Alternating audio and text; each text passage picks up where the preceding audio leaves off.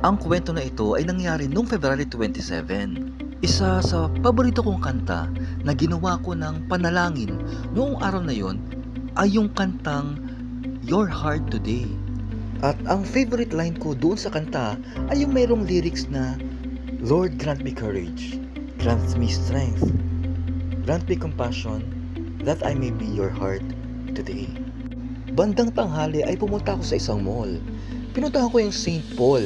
Tapos tumingin ako ng image ni Saint Padre Pio. Si Saint Padre Pio nga pala ay ang patron saint of healing and suffering.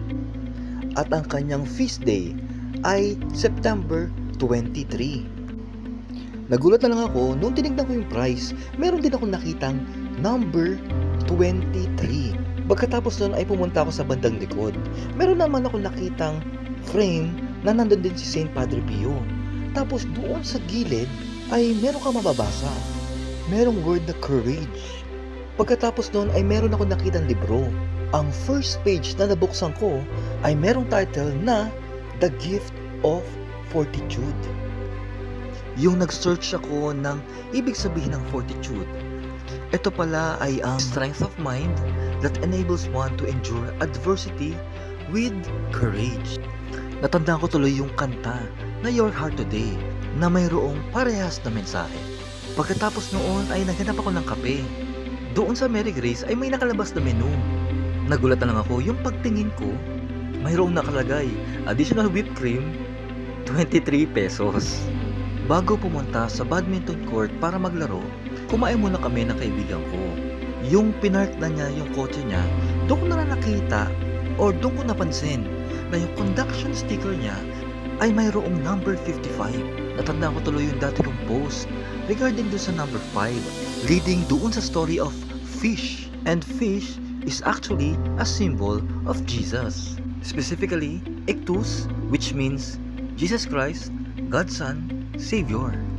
At doon sa parking area, meron kami nakitang billboard na nakalagay, Jesus is the way, the truth, and the life. Ang mas ikinagulat ko ay yung tinignan ko yung FB memories.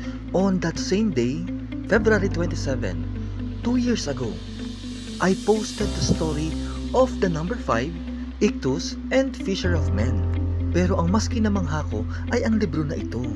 Yung nire-review ko yung mga videos. Ang chapter pala na ito ay chapter 5. At ang page number is actually page 55. Diba, kada misa natin, dun sa dulong part, laging sinasabi ng pare, umayo kayo at ipahayag ang mabuting balita. Kaya ang prayer ko, Lord, give me courage and strength para maipamahagi ko ang magandang balita kahit sa mumunting paraan na ito sa mga daily personal reflection ko. Kaya hayaan niyo ko muling banggitin ang mensaheng ito. Jesus Christ, God's Son, Savior. Jesus is the way, the truth, and the life.